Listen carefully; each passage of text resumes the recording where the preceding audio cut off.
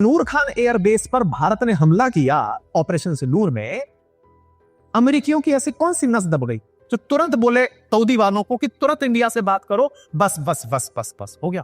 भारत और पाकिस्तान को अमेरिका आपकी यह जरूरत ना हो कि एक साथ नाम लेकर के आप बराबर कर दे। वैदिक काल में नॉलेज ट्रांसफर क्या होता था? नॉलेज ट्रांसफर बुक्स के थ्रू नहीं होता था, श्रुति आधारित सुनाया जाता। हमने एक वॉर में जब हमारे ऊपर आक्रमण हुआ तो हमने गोले भी चांदी के फेंके साहब, वो लोग पागल हो गए कि ये क्या हो रहा है, गोले कोई चांदी के फेंकता है। मुझे मन किया कि मैं म्यूचुअल फंड के बारे में जानकारी जुटाऊं। 1.5 दिन की पढ़ाई में मैंने अपने NISF का एग्जाम पास किया। जैसे हम लोग जब इंजीनियरिंग की पढ़ाई करके निकलते हैं तो ये सिखाया जाता है ऑब्जेक्टिविटी सीखो, प्रॉब्लम क्या है, इसका सॉल्यूशन क्या हो सकता है, बीटिंग अराउंड बुश मत करो, ये कर देंगे वो कर देंगे। आप नेता नहीं। ट्रंप ने 14 बार बोल चुका है कि मैंने सीज फायर। हम इस बार से क्यों प्रभावित होते हैं भाई? क्या हमें हमारी सेना पर विश्वास है कि भारत और पाकिस्तान को अमेरिका आपकी यह जरूरत ना हो कि एक साथ नाम लेकर के आप बराबर कर दे।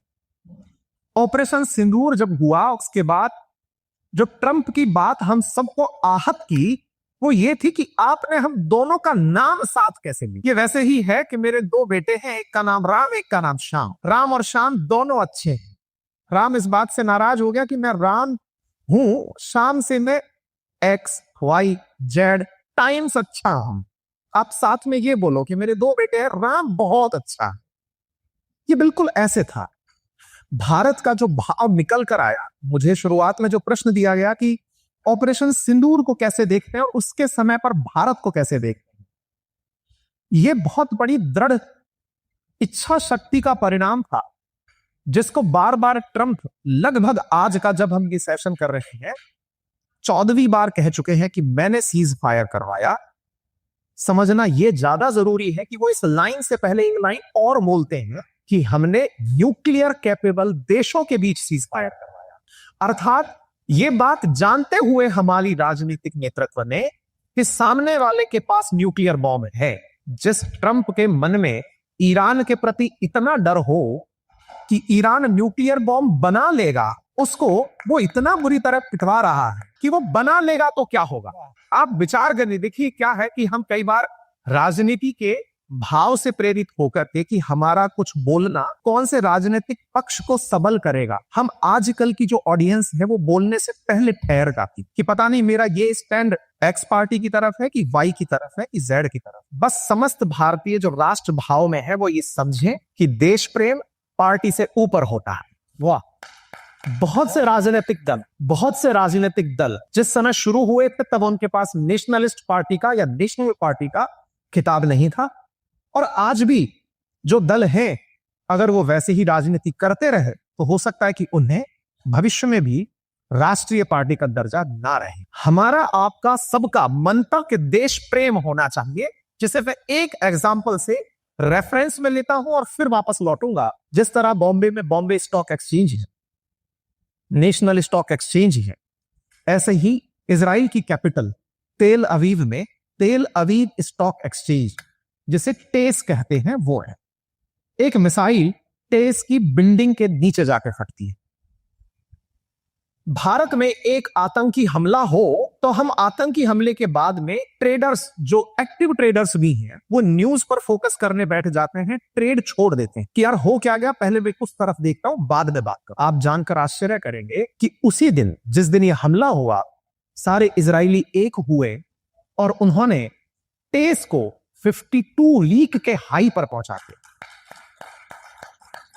प्रमाइसेस हिल रहा है और वो लोग बाजार हिला। उन्होंने कहा ये तो गोल्डन डे है, हम बाजार को उस ऊंचाई तक लेकर जाए।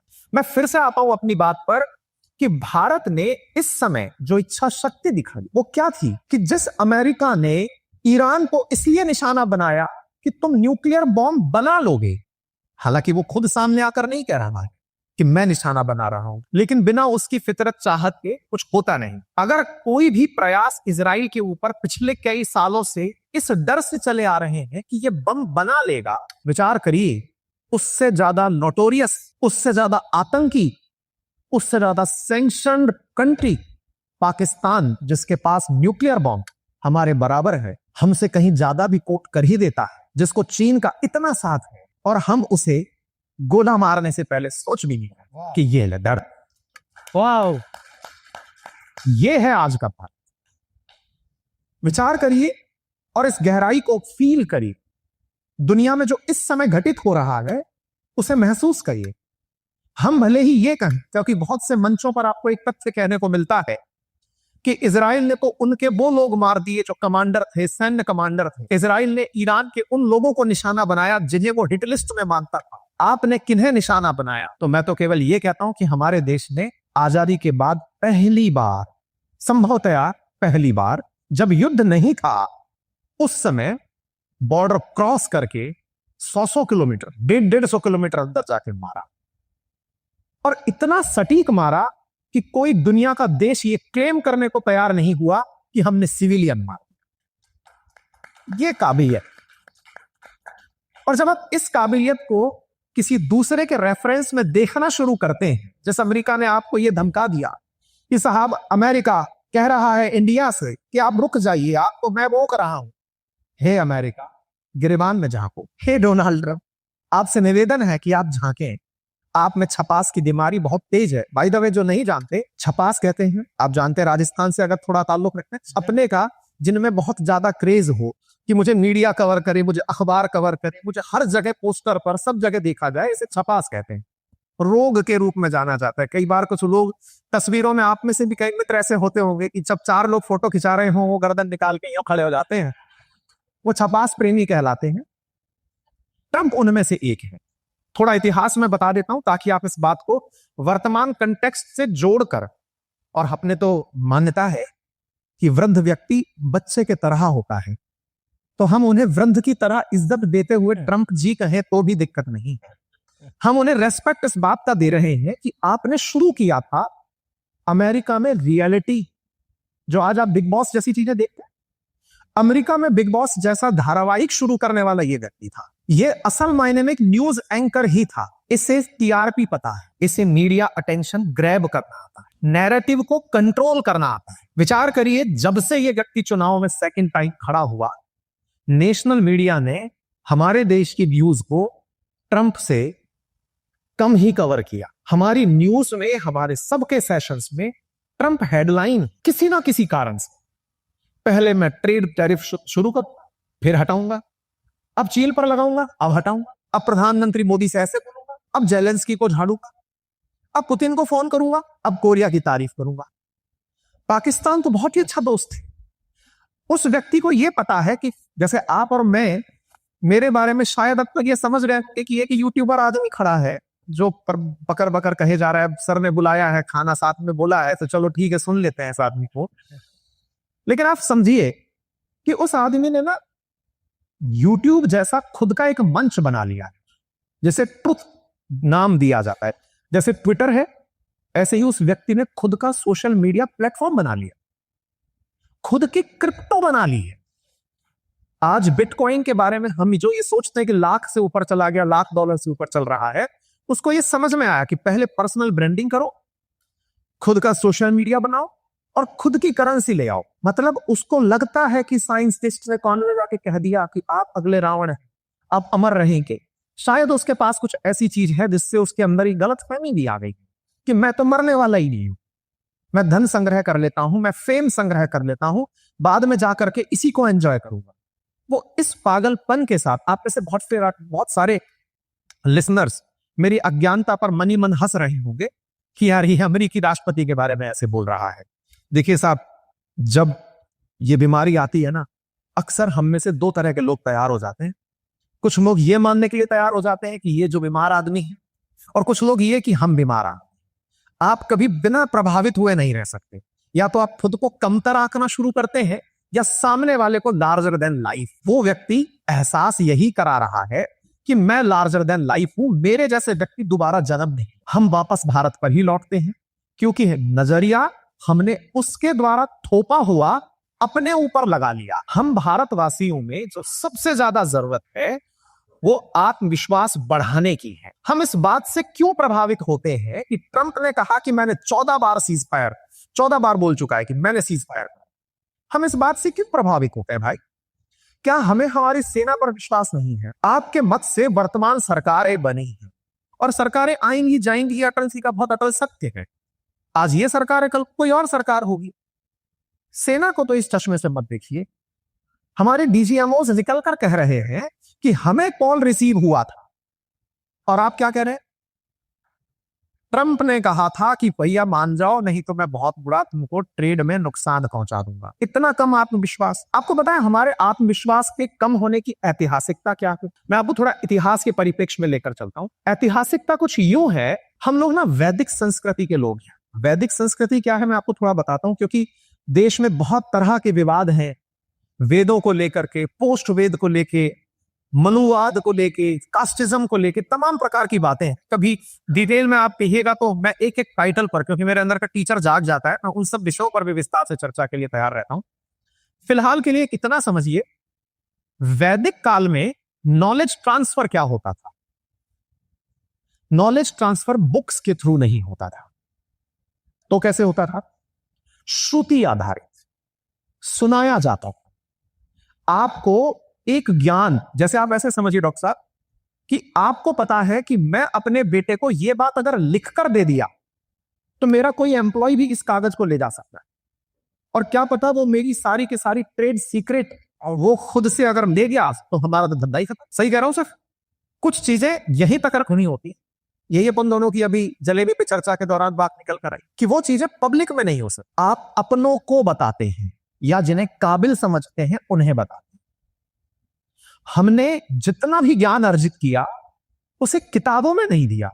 किताबें हड़ती जा सकती थी, किताबों को छीना जा सकता था, जलाया जा सकता, जलाया गया भी। नालंदा का इतिहास आपको यही याद दिलाता है, तक्षशिला का इतिहास यही याद दिलाता है, जलाया गया। मतलब यह है, हमने ज्ञान का एक बहुत खूबसूरत स्वरूप पाल लिया था कि हम श्रुति को ज्ञान का आधार मान। इन्वेडर्स आने शुरू हुए, ज्ञान सीमित लोगों तक था।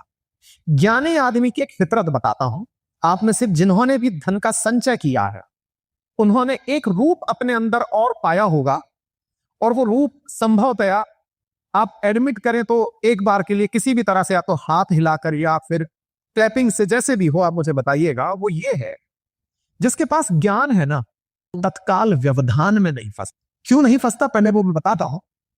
वो झगड़े को तो सबसे एंड में ले जाता है। ज्ञानी आदमी को अगर कोई लूटने आता है, बंदूक की नोक पर पैसे मांगने आता है, ज्ञानी आदमी प्रेफर करता है, पैसे चाहिए बेटा, तेरे बेटे का भी नाम लिखा, मैं उसका भी एडमिशन करा देता हूं, ये पकड़ ले जा। उसे पता है मेरे जान की कीमत इतनी है कि ये जो मुझसे अब लेके जा रहा है इससे मैं 10 टाइम्स ज्यादा कमाऊंगा, लेकिन अभी नहीं, मैं फसाद में फंसूंगा। अज्ञानी की क्या है? कहावत है हमारे राजस्थान में, ज्ञानी से ज्ञानी मिले करे ज्ञान की बात, और मूर्ख से मूर्ख मिले खे घूसा खेला। अगर आप में अज्ञान प्राथमिकता पर है तो आप इस बात पर बहस करने लग जाएंगे कि तुम उससे पैसे मांग क्यों रहा है, मैं क्यों दूंगा तेरे को पैसे। बोले नहीं, मैं तेरे सामने बंदूक लगा के रखूं, गोली मार दूंगा, मार दे, मैं तेरे को पैसे नहीं। आप मिलिए किसी व्यापारी से, पैसे मांग रहा है बेटे, हाँ मां बीमार है, उसको वो इमोशनल कर देगा, उसको इतना इमोशनल कर देगा कि हो सकता है थोड़ी देर बाद रोजगार ऑफर कर दे कि ये तो पैसे ले जा, बाद में और बताना चाहिए। वो उसको रिसोर्स बना लेता है। बुद्धिजीवी आदमी चीजों को रिसोर्स बनाना जानता। अब हम वापस लौटते हैं वेद पे। हम लोगों ने वैदिक ज्ञान लिया, हमने वैदिक ज्ञान के अंदर चिकित्सा सीखी, हमने निर्माण सीखा, वास्तु सीखा, हमने तमाम खगोल सीखा। सब कुछ पश्चिम में देखें तो आपको हिंदू कुश की पहाड़ियां दिखेंगी, जिनके दर्रों में से निकलकर भारत के व्यापारी चीन का सिल्क लेकर के वाया तुर्की कुस्तुनतुनिया को क्रॉस करके यूरोप में एंट्री कर, हम यहां से बढ़िया सिल्क मसाले लेकर जाते थे और बदले में माल बेचकर गोल्ड लेकर आते। और ये जो भूखे नंगे लोग थे जो अफगानिस्तान में आज है, तुर्की में जो लोग हैं आज भी, अगर मेरी बात पर आपको वास्ता ना हो कि यार कुछ भी बोल रहा है, मैं इतना जरूर आपके सामने कह सकता हूं कि मैंने अगर सिविल सर्विसेज के एग्जाम्स क्वालिफाई किए, अशोक स्तंभ कंधे पर रख करके फिर उसको हाथ जोड़ा है, पढ़ा तो हूं मैं। बात ये कह सकता हूं कि आप इसको रिलेबल गूगल पर ये सर्च करके कि यार अफगानिस्तान का मैप दिखता कैसे, आप ऑब्जर्व करिएगा तो अफगानिस्तान की तस्वीरों में पौधा एक नहीं दिखेगा। आप और हमारी तो संस्कृति ही नदियों के किनारे और पानी के किनारे बसी है साहब। कोलकाता हुगली के किनारे बसा है तो दिल्ली यमुना के किनारे बसा है, मुंबई समुद्र के किनारे बसा है तो चेन्नई समुद्र के किनारे। कोइंसिडेंशियली पैदा हो गए, बीच में वहां पैदा हो गए कि किसी अमीर आदमी के घर के आगे अगर आपकी चाय की थड़ी भी है तो वैल्यू बढ़ जाती कि कम से कम अंदर की बातें पता चले। अफगानिस्तान को आज तक किस बात का फायदा मिला? पाकिस्तान को आज तक किस बात का फायदा मिला? लोकेशन का। पाकिस्तान वहां डला जहां से एक तरफ पूर्व में झांको तो चाइना, उत्तर में झांको तो यूएसएसआर। 1991 से पहले तो स्थिति ये थी। आपकी लोकेशन लेकिन एक खास है कि दो पावरफुल देशों के बीच में आप अपनी दुकान लेके बैठे हो। जिस नूर खान एयरबेस पर भारत ने हमला किया ऑपरेशन सिंदूर में, अमेरिकियों की ऐसी कौन सी नस दब गई तो तुरंत बोले सऊदी वालों को कि तुरंत इंडिया से बात करो, बस बस बस बस बस हो गया। क्यों भाई? ऐसा क्या सीक्रेट है जो अमेरिकी छुपा रहे हैं आप? सवाल विचार नहीं है साहब। नूर खान एयरबेस को गूगल पर जाकर आप सर्च करिएगा, आप पाएंगे कि उसकी ज्योग्राफिकल लोकेशन एग्जैक्ट वो है जहां से हाथ मारो तो चाइना और हाथ मारो तो सेंट्रल एशिया। अमेरिका ने खरीदा हुआ है पाकिस्तान को साहब, सत्ताओं को पूरी तरह से कब्ज में रखा हुआ है, नब्ज में रखा हुआ है। ऐसे में जब आपने उसी जगह गोला मारा और फिर कहा कि सुनो बात करना हो तो भेज देना, अमेरिका नैरेटिव वॉर चलाता है जनाब। उसको पता था कि नूर खान अगर ज्यादा चर्चा में आ गया तो अमेरिका की चली जाएगी। ट्रंप ढपली की तरह बजने लगा, मैंने सीज फायर करा, मैंने सीज फायर करा। अबे तुम्हारे उस सीक्रेट लोकेशन पर इनने गोला मार दिया तो तुम नहीं समझे थे कि यहां पर यह गोला मार। ये वो बातें हैं जो डिकोड नहीं की जाती हैं। ये वो बातें हैं जिन्हें जानते सब हैं, मानते सब हैं, कहते नहीं। दुनिया का उपयोग ही ऐसे किया गया। भारत आज तक अमेरिका का कोई सहयोगी क्यों नहीं बनकर आया? आज तक अमेरिका हमको लेकर क्यों परेशान? कई सारे सवाल हैं। वो परेशान इसलिए कि यार तुम इतनी अल्टीमेट लोकेशन पाए हो, पूरा हिंद महासागर में पैर पसार कर बैठे हो, मुझे थोड़ा तो चाइना के ऊपर एज दे दो। भारत ने कहा ना, हम सोने की चिड़िया थे।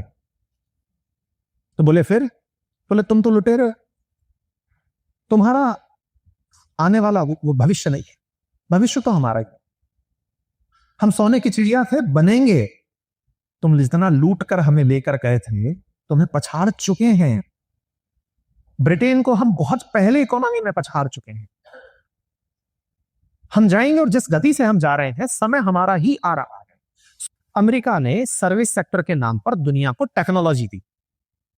टेक्नोलॉजी के नाम पर आज चाहे फेसबुक है, यूट्यूब है, चैट जीपीटी है, सीधे भी क्लाउड कंप्यूटिंग है, माइक्रोसॉफ्ट के प्रोग्राम्स हैं, एप्पल है, ये सब टेक्नोलॉजी है। सर्विस का एक्सट्रीम है ये, इसको फोर्थ सेक्टर का उधर लिया गया।